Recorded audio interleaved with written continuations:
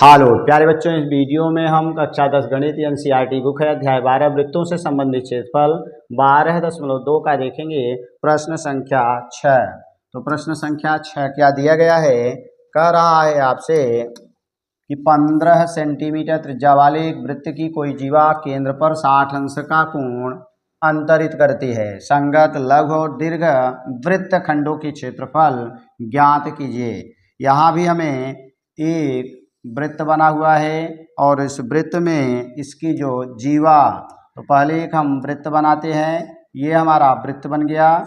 इस वृत्त में बता रहे हैं कि इसकी जो त्रिज्या है वो 15 सेंटीमीटर है। इसका मतलब केंद्र से यहाँ तक की दूरी 15 सेंटीमीटर दिया गया है। एक वृत्त की कोई जीवा केंद्र पर 60 अंश का कोण अंतरित करती है। मान लीजिए हमारी जीवा हो गई जीवा AB और इसके द्वारा केंद्र पर बनाया गया कोण 60 अंश है। कह रहा है अंतरित करती है संगत लघु और दीर्घ वृत्त खंडों के क्षेत्रफल। तो लघु वृत्त खंड का क्षेत्रफल, चूंकि वृत्त खंड ये है, त्रिज्य खंड होता तो त्रिज्या द्वारा बनता, तो नीचे वाला क्षेत्रफल यही आपको ज्ञात करना है। और दीर्घ वृत्त खंड यानी और ऊपर वाला निकालना है। तो पहले हम नीचे का निकालेंगे, पूरे के क्षेत्रफल में से नीचे घटा देंगे तो दीर्घ वाले का हमें ज्ञात हो जाएगा। तो सबसे पहले यहाँ कर्ण का मान भी दे दिया है, पाई का मान दे दिया है। इन दोनों मानों को रख करके हमें हल करना है। तो हम आ जाएंगे हल में सबसे पहला काम त्रिज्या चाहिए और त्रिज्या दिया है 15 सेंटीमीटर। दूसरा नंबर कोण चाहिए और ये दे दिया है हमारा 60 अंश। अगर हम त्रिभुज की बात करें OAB, तो ये 60 अंश है, तो ये भी कोण और ये कोण आपस में बराबर होंगे, क्योंकि ये त्रिज्या और ये दोनों बराबर हैं। एक ही त्रिभुज में दो भुजाएं बराबर होती हैं तो उनके आमने सामने के कोण भी बराबर होते हैं। तो ये 60 अंश है, तो इसका मतलब ये भी 60 बन जाएगा और ये भी 60 बन जाएगा, क्योंकि त्रिभुज के तीनों अंतः कोणों का योगफल 180 होता है। अगर हम बात करें यहाँ कि त्रिभुज OAB में अगर हम लगाएंगे त्रिभुज का नियम, तो हमें मिलेगा 60 + x बराबर 180। ये 2x हो गया बराबर 180 - 60, घटा देंगे तो x बराबर यहाँ 120 और बटे 2 बराबर 60 अंश, अर्थात त्रिभुज ABC एक समबाहु त्रिभुज बन जाएगा। अब अगर हम बात करें यहाँ, तो हमें निकालना है बारी बारी से। पहला नंबर तो लघु और दूसरा नंबर दीर्घ वृत्तखंड। चूंकि यहाँ पर वृत्तखंड दिया हुआ है तो त्रिज्य खंड का क्षेत्रफल निकाल के त्रिभुज का क्षेत्रफल हम घटा देंगे। तो हमें मिलेगा क्या, यहाँ आ जाएंगे तो लघु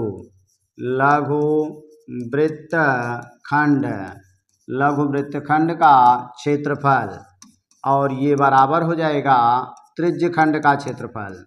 त्रिज्य खंड इसको हम OAB का क्षेत्रफल माइनस त्रिभुज OAB का क्षेत्रफल, यानी त्रिज्य खंड का मतलब यहाँ से लेकर के यहाँ तक पूरा निकालेंगे तो ये त्रिज्य खंड होगा और इसमें से अगर हम ऊपर वाला घटा देंगे तो नीचे का हमारा वृत्तखंड बन जाएगा। तो ये बराबर क्या मिलेगा, तो हमारा सूत्र होता है त्रिज्य खंड का θ/360 और πr² माइनस त्रिभुज है समबाहु त्रिभुज बना हुआ है तो कर्ण 3/4 भुजा स्क्वायर बन जाएगा। तो थीटा का मान हमें मिला हुआ है यहाँ पर 60 अंश और बटे 360 हो जाएगा। πr², पाई का मान उसने कहा 3.14 लेना है, r² का मान 15 का स्क्वायर बन जाएगा। आगे आएंगे कर्ण में 3/4 और भुजा माने त्रिज्या और त्रिज्या का मान फिर वही 15 मिलेगा तो 15 का स्क्वायर बनेगा। अब यहाँ आ जाएंगे 0 0 36। तो अगर हम देखेंगे 15 का स्क्वायर दोनों में है, 15 में 225, इसको कॉमन ले लेंगे। यहाँ बचा 3.14 और बटे 6 हो गया, क्योंकि इसको हमने निकाल लिया है, माइनस कर्ण में 3 का मान दिया है 1.73 और बटे 4 है, तो ये बन गया 225। और आगे अगर हम दशमलव देखेंगे तो दोनों में हम दशमलव हटा देते हैं तो क्या मिलता है, चलिए चाहे भाग दे देते हैं, तो यहाँ मिल जाएगा 6 दशमलव पहले लग जाएगा, 6 चौक 24, 6 पंजे 30, 6 पंजे 30 हो गया, 1 बच गया, 6 दूनी 12 हो गया, 2 बच गया और फिर 6 का भाग दे देंगे, 6 त्रिक 18, लगभग हमें मिल जाएगा कितना, यहाँ मिल जाएगा लगभग 0.523 माइनस 4 चौक 16 हो जाएगा। फिर उसके बाद बचा हमारा 1 4 तिहाई 12 हो जाएगा, फिर 1 बच गया, 4 दूनी 8 हो जाएगा। अब अगर हम बात करेंगे तो यहाँ हमें मिलेगा, बंद करो, तो यहाँ हम घटा देंगे तो मिल जाएगा 225 और गुणे 3 में से 2 घटा दिए तो 1 आया, 12 में से 3 9 आया, यहाँ 4 में से 4 हमारा 0 बन गया। अब यहाँ गुणा करेंगे तो 91 का, तो 5 1 का 5 हासिल 9 हो जाएगा, 5 9 45 हासिल लगा। फिर 2 का गुणा करेंगे, 2 1 का 2, 2 9 18, तो 5 2 7 बनेगा, 8 4 12 की 2 हासिल 1 22 हासिल लग जाएगा। फिर 2 का गुणा करेंगे, 2 1 का 2, 2 9 18 हो जाएगा, तो यहाँ 2 2 4 8 2 10 0 हासिल 1 202, यानी 202, ये 1 2 3 1 2 3 यहाँ हमारा दशमलव लग जाएगा। तो ये हमारा आंसर बन गया 20.27 या 20.28 भी लिख सकते हैं सेंटीमीटर स्क्वायर हो जाएगा। नेक्स्ट इसके आगे हम आते हैं नंबर 2 वाला। तो नंबर 2 इसमें क्या दिया है, दीर्घ। तो दीर्घ वाले का ज्ञात करने के लिए हम पूरे वृत्त का क्षेत्रफल निकालेंगे और उसमें से इसको घटा देंगे नीचे वाला, तो ऊपर वाला हमें मिल जाएगा। तो सबसे पहले हम निकालेंगे क्या कि वृत्त का क्षेत्रफल और ये होगा पाई r स्क्वायर, यानी इसका मान फिर वही 3.14 गुणे 15 का स्क्वायर हो जाएगा। तो 3.14 यहाँ हमें मिल जाएगा, 3.14 गुणे 15 15 हमें 225 हो जाएगा।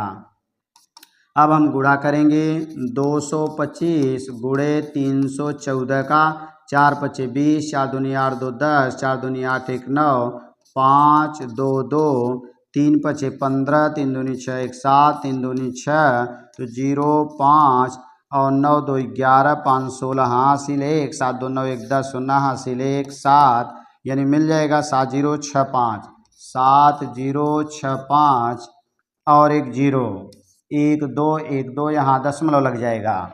अब इस क्षेत्रफल में से इसको घटा देंगे तो हमारा दीर्घ मिल जाएगा, यानी दीर्घ वृत्त खंड का क्षेत्रफल।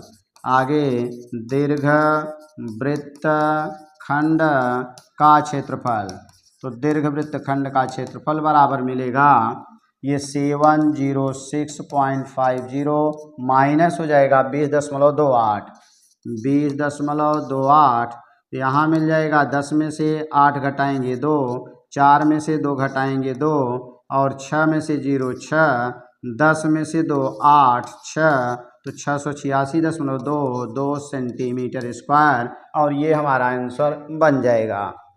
तो थैंक्स फॉर वाचिंग। इस तरह के वीडियो को देखने के लिए चैनल को सब्सक्राइब करें तथा वीडियो को लाइक करें।